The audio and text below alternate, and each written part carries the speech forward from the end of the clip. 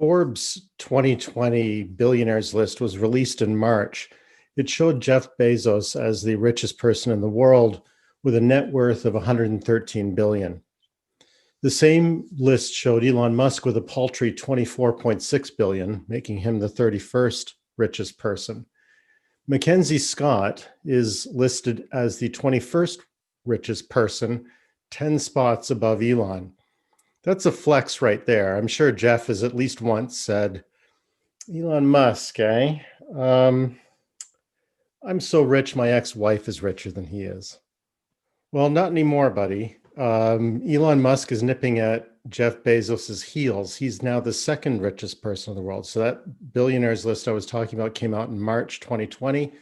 At the end of 2020, Elon caught up and was just one step behind.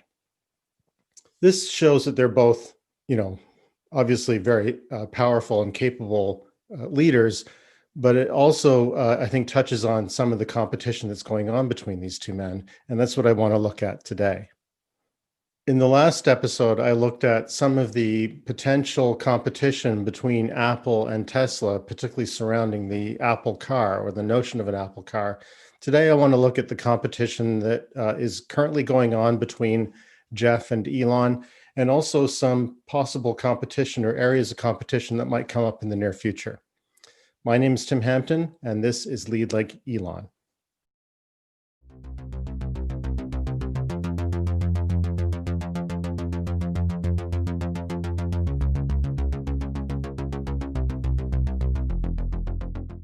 There are a couple of areas that are well known where Jeff and Elon compete. One in particular is in space vehicles.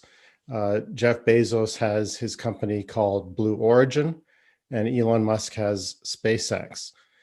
They both have the same intentions, which is to reduce the cost of delivering items to orbit, and from there, doing missions to Mars and to the moon.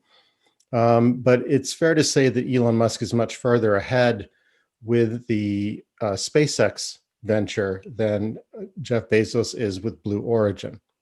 Elon Musk's company, SpaceX, has flown cargo and people to orbit and has done 100 successful launches to orbit. It's also reused the boosters, the bottom portion of its rockets, 45 times. So it's fair to say that it's a going concern. It's a genuine rocket company. By contrast, Blue Origin has had some success. It's developed a very powerful engine that it intends to use on its own craft, and it's actually licensed to other companies on their spaceships. So it's got some success there. It's also one of the very few, if not one of two, the other one being SpaceX, companies that have successfully landed a rocket propulsively on its tail. And it's also in the running for contracts to do missions to, for example, supply the moon mission. So it's in the running, but it hasn't as yet launched anything to orbit. And of course, that's much harder than the suborbital hops that SpaceX actually did, almost 10 years ago. Both Jeff and Elon are quite competitive people, and finding themselves embarking on similar missions with their two companies, SpaceX and Blue Origin, they find themselves being interviewed and asked about the successes of the other, and they are sometimes less than flattering in their interpretation of what the other is doing. Jeff, for his part, has said that the idea of colonizing Mars is it's unmotivating, basically arguing that to live on Mars permanently is less appealing than living at the top of Mount Everest. And of course, nobody does that. So why on earth would we want to move millions of people to Mars? Jeff's proposal instead is to have habitats orbiting near the Earth.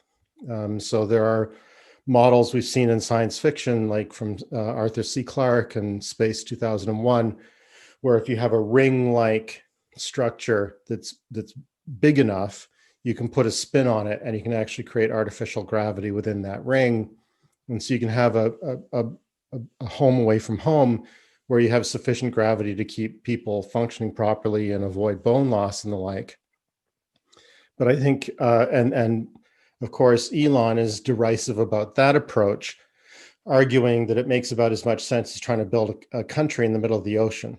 So there's two ways of looking at it. They both have their irons in the fire and their hopes of pursuing one strategy over the other.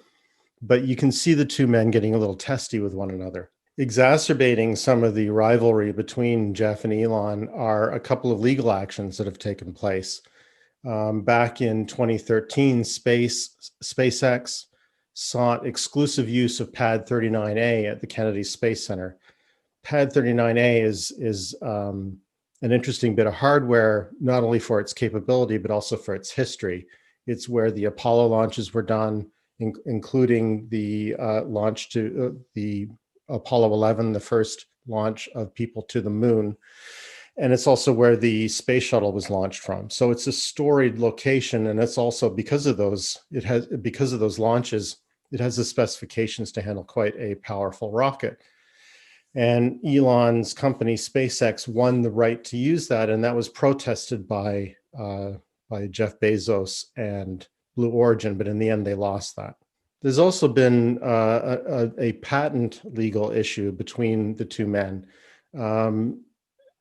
Blue Origin patented the mechanism whereby a suborbital booster, so both, the Falcon 9 rocket that SpaceX uses is a two-stage to orbit vessel. So the first portion, the bottom portion, is very powerful, and it lifts the second portion near to orbit. Then the second portion can take itself to orbit.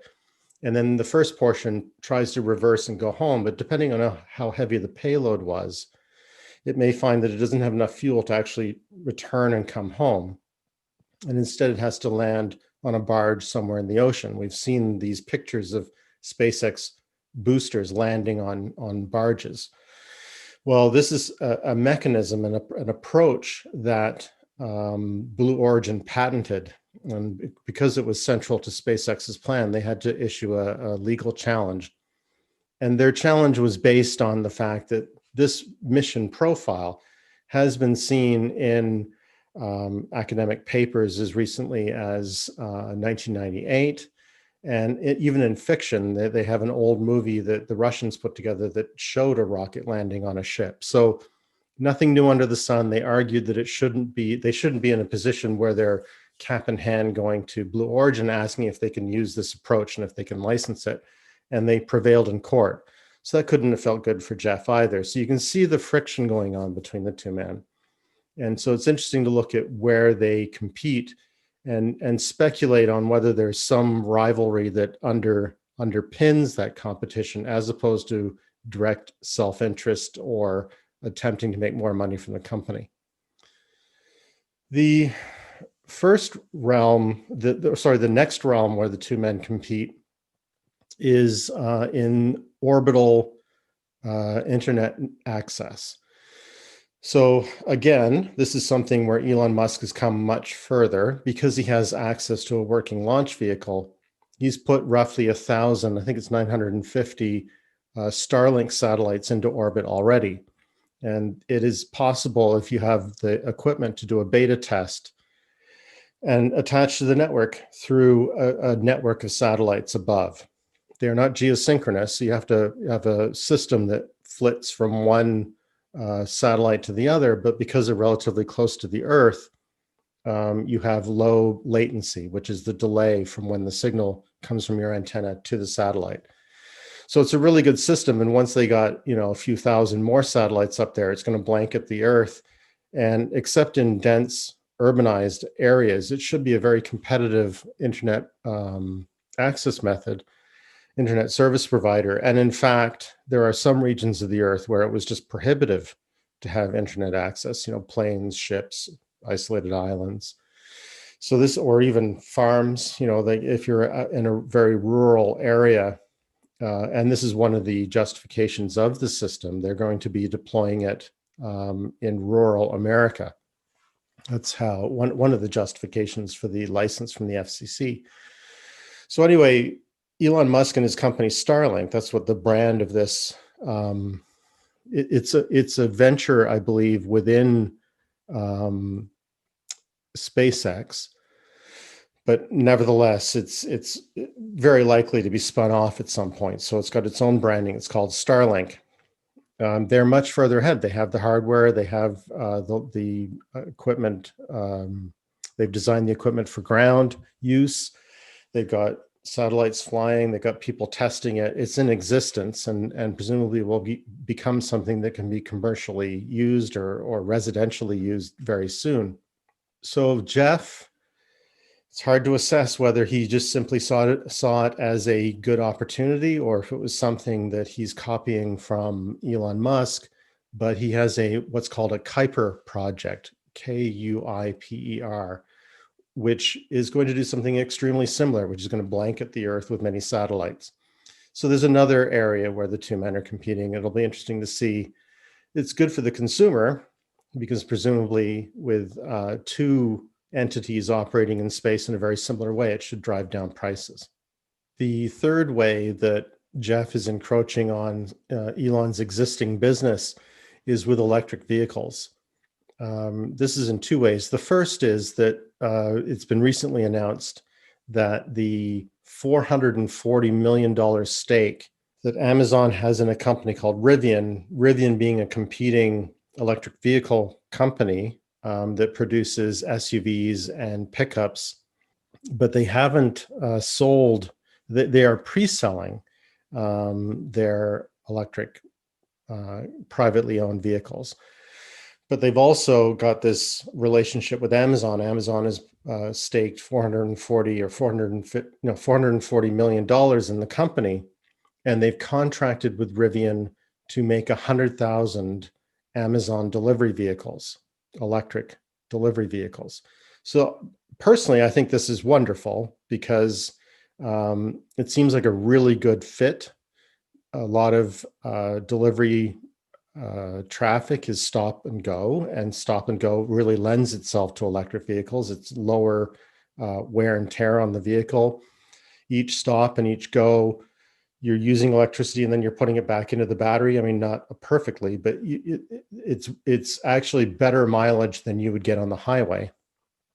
So it's a really good use for electric vehicles. And also because it tends to be that things are being delivered in congested urban areas, it's better for the air too.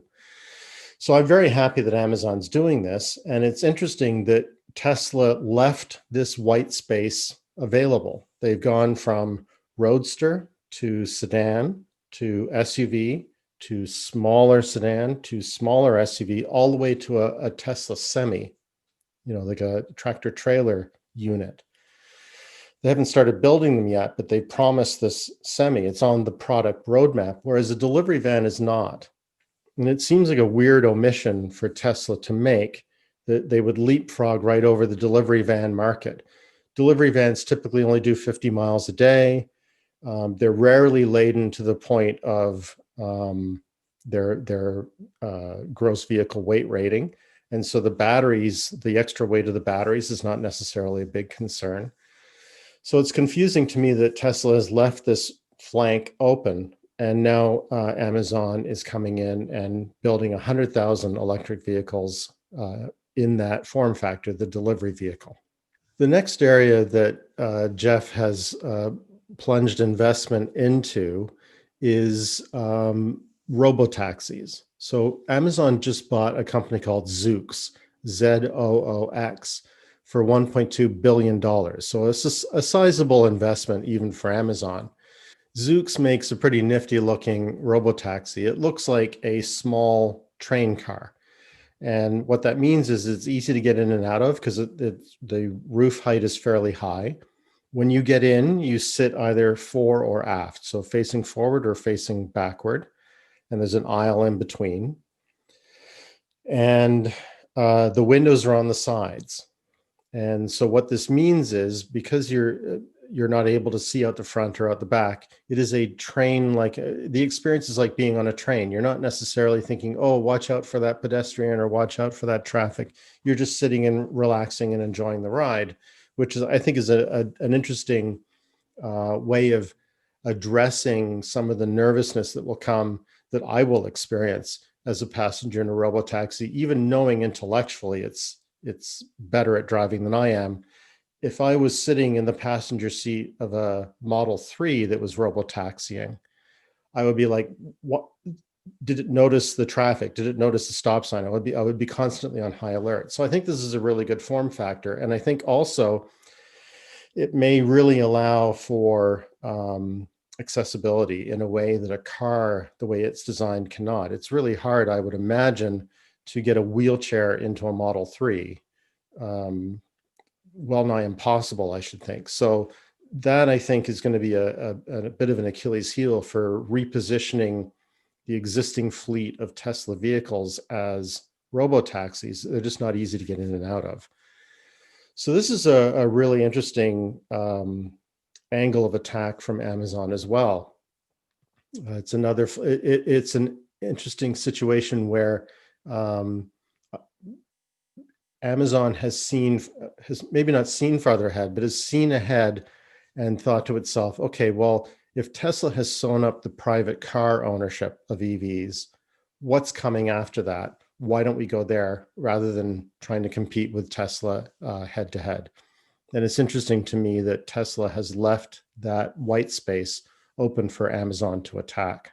The final area of competition which Jeff is taking to Elon is in full self-driving. Now, of course, full self-driving is a component of this robotaxi that we talked about earlier, but I'd like to highlight it as a separate issue because one can imagine, and I've speculated on this before in previous episodes, one can imagine that the full self-driving suite would be separate from the construction of the car. And so there would be a car building company, and then there would be the self-driving technology company that might be distributed across multiple car company or multiple car brands, just like we have Android distributed across multiple different manufacturers of phones. However, I think that in the case of Amazon, they are a credible competitor when it comes to full self-driving.